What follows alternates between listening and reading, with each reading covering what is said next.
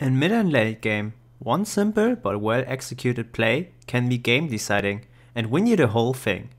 This video will focus on setting these kind of plays up with the aid of teleport and is the second part of my how to use TP series. Since the two phases are so similar in terms of possible play and decision making, I decided to mash them together. As always, you can see the table of contents on the left, so let's get started.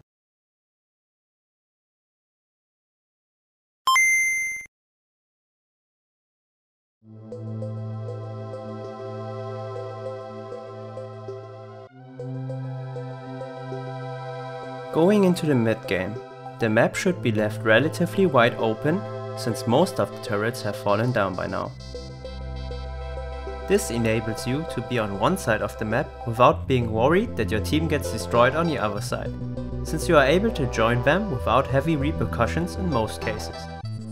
From this point on, the most common thing to do is either 1. Split push, so you pressure one lane while your team pressures the other, or 2. Flank the enemy team and start or turn around a team fight.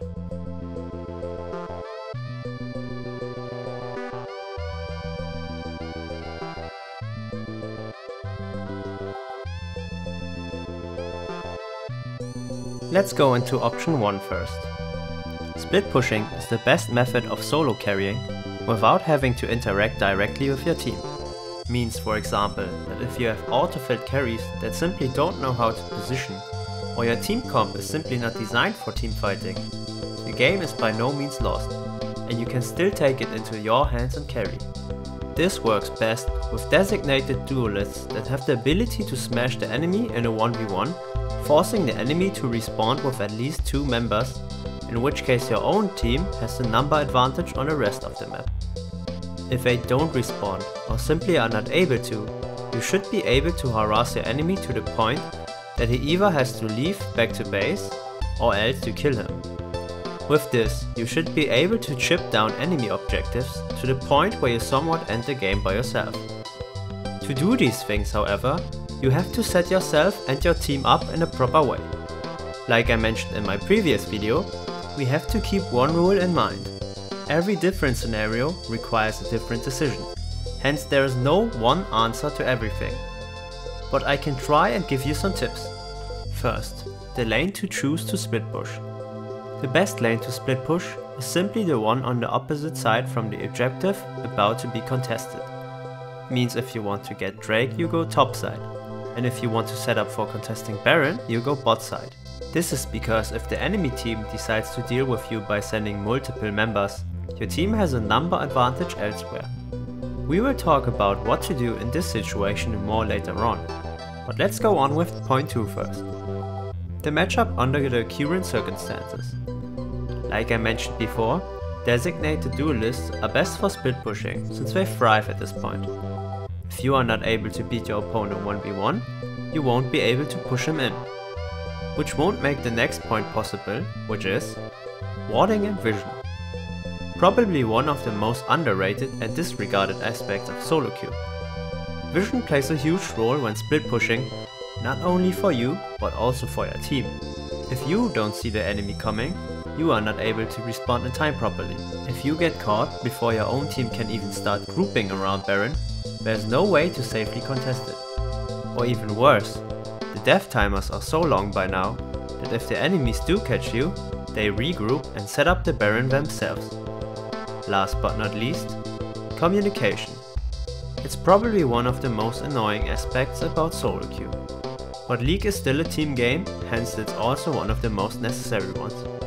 Sometimes your team has simply no clue or is moving on autopilot, somewhat trolling, so writing and explaining to them what they should do will keep frustration levels low and will make the clown fiesta that is solo queue a bit more coordinated.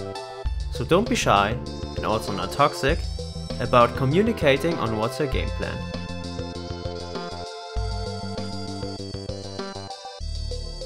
Alright, now we got this out of the way, let's dive deeper into contesting neutral objectives itself. As I've mentioned before, the enemy team will most likely send multiple members to you to deal with you, in which case the other 4 guys on your team have to respond properly.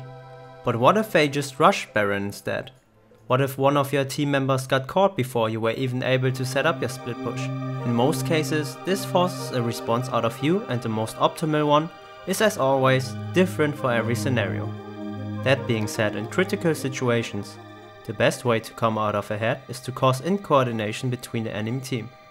2 tips I can give you are the following. First, let the enemies tank as much damage as possible before you teleport in. This will cause the enemy to decide between actually finishing the objective or turn around and fight while they are low.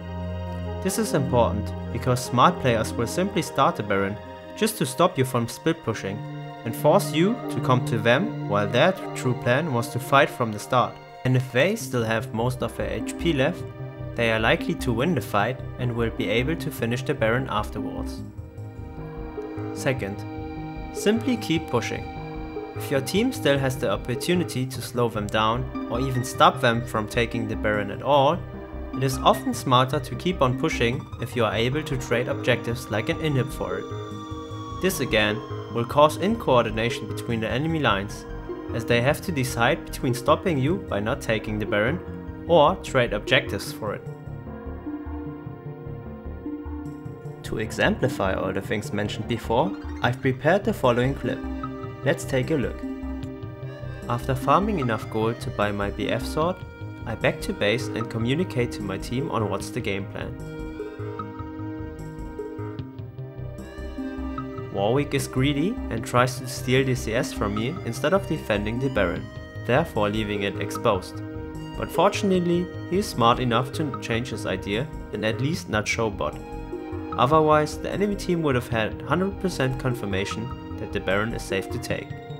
However, they start to run towards the Baron anyway, but we are able to detect them through one ward.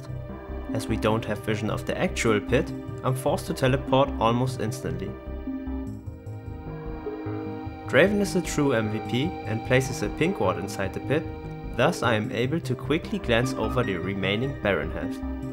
Since Baron has almost half of his HP still left, I know for sure we are able to win this fight. As the enemies can't coordinate themselves, they leave Lulu and Yasuo to tank the Baron, and since they have no armor, almost die to him, making them useless for the upcoming teamfight.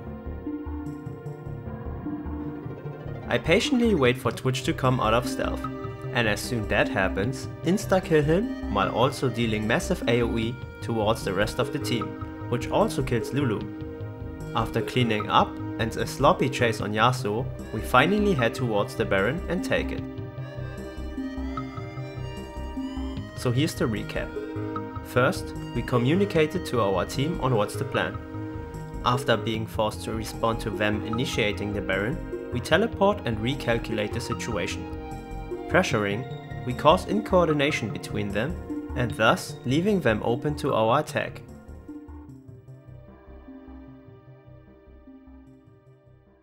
Like I said before, mental pressure and forcing the enemies to coordinate is one of the best tools in solo queue to win, since it causes flame and frustration between them. Let the enemies outplay themselves before you try to outplay them. It is this feeling you get when you see the enemy Tryndamere already on your inhib tower, while your team starts to fight randomly mid lane. That's why sometimes there is no other option besides taking matters into your own hands, which leads me to our last point. Initiating and turning around a teamfight.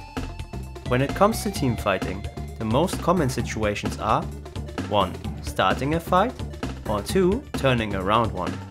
Starting a teamfight with a teleport can be tricky and differs from what champ you play, but my general advice would be to TP behind the enemies or flank them, so you get a free pass to their backline. Be careful though. Teleporting into an area with no vision or starting a fight where your teammates are too far away to follow up can backfire horrendously, so be precise when setting a fight up. In case the enemies start a fight, it is your goal now to try and turn it around. Beware however, a fight where the enemies catch your carries for free is certainly a lost one, so you should ditch your teammates and keep pressuring and try to prevent further damage or try to trade something for it. If the enemy team wastes most of their CC and ultimates on your tank or support however, turning around the fight should be a piece of cake. Either way, foresight and experience play a huge role in both situations, so try around with all the tips I've mentioned in this video and become a great teleport user.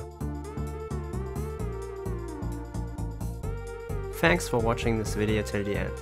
As always, I'm open for suggestions and tips regarding my editing, etc. And if you liked the video, comment if you have an idea on what topic I should make a video about next, and subscribe to see when it comes out.